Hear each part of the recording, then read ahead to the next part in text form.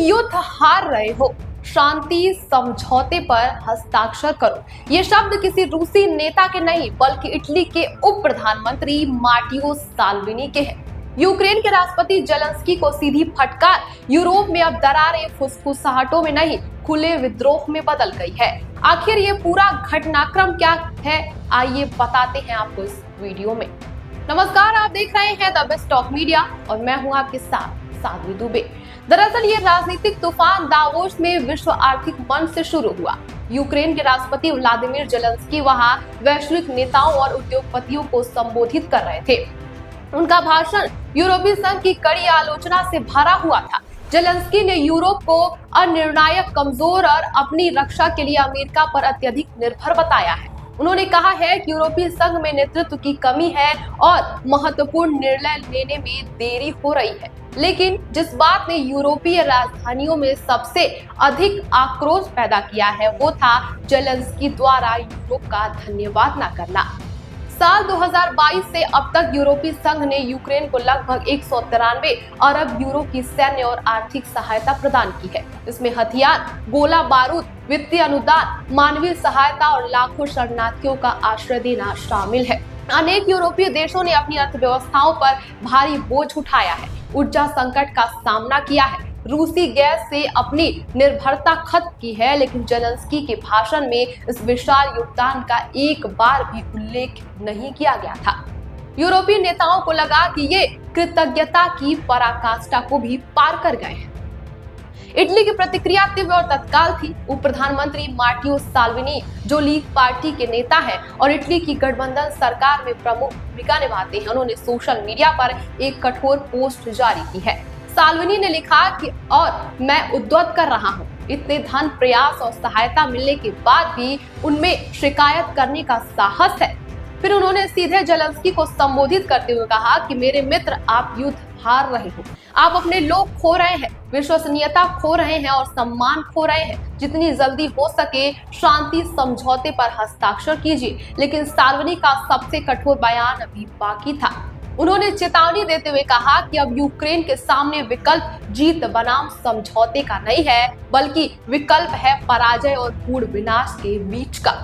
ये बयान इसलिए महत्वपूर्ण है क्योंकि ये पहली बार है जब किसी प्रमुख यूरोपीय नेता ने इतनी स्पष्ट और कठोर भाषा का इस्तेमाल किया है।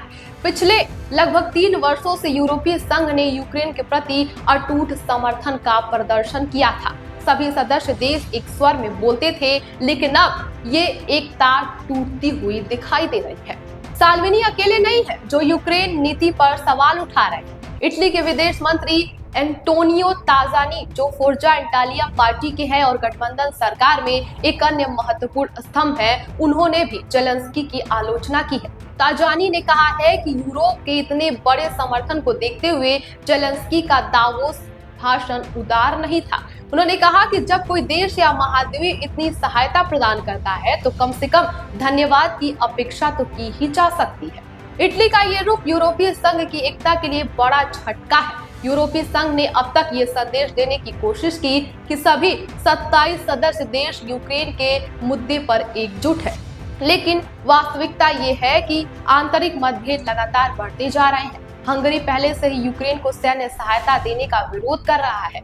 स्लोवाकिया की नई सरकार ने भी यूक्रेन नीति पर प्रश्न उठाए हैं। अब इटली का जुड़ना इस असंतोष को एक नया आयाम देता है, क्योंकि इटली यूरोपीय संघ की तीसरे सबसे बड़ी अर्थव्यवस्था है और G7 समूह का सदस्य भी है। बात करें इटली की प्रधानमंत्री जॉर्जिया मेलोनी की, तो मेलोनी की सबसे बड़ी चुनौती उनकी अपनी गठबंधन सरकार को संभालना है। मार्टियो साल्विनी केवल उप प्रधानमंत्री नहीं है, बल्कि बुनियादी ढांचा और परिवहन मंत्री भी है और उनकी पार्टी गठबंधन में दूसरी सबसे बड़ी ताकत भी है। साल्विनी का अपना राजनीतिक एजेंडा है और वो अक्सर मेलोनी से अलग स्टैंड लेते हैं। साल्विनी रूस के प्रति नरम रुख रखते हैं। युद्ध से पहले उन्होंने व्लादिमीर पुतिन की प्रशंसा की थी और रूस के साथ आर्थिक संबंध मजबूत करने की वकालत भी की थी। युद्ध शुरू होने के बाद साल्विनी ने सार्वजनिक रूप से रूसी आक्रामकता की निंदा की, लेकिन उन्होंने यूक्रेन को सैन्य सहायता भेजने का लगातार अब तक विरोध ही किया है। साल्विनी का तर्क है कि इटली को इस युद्ध में शामिल नहीं होना चाहिए और यूरोप को रूस के साथ संवाद की कोशिश करनी चाहिए।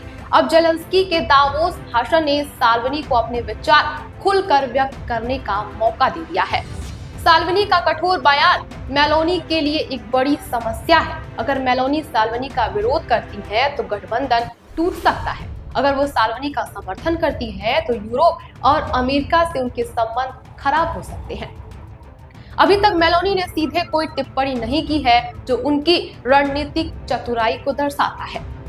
सूत्रों का कहना है कि इटली अब युद्ध को लेकर अपना स्टैंड रीथिंक कर रहा है। मेलोनी सरकार का मानना है कि लगातार खींचती जंग से यूरोप की अर्थव्यवस्था और सुरक्षा दोनों पर खतरा बढ़ रहा है और यही वजह है कि इटली अब डिप्लोमेटिक सॉल्यूशन पर ज्यादा जोर दे रहा है।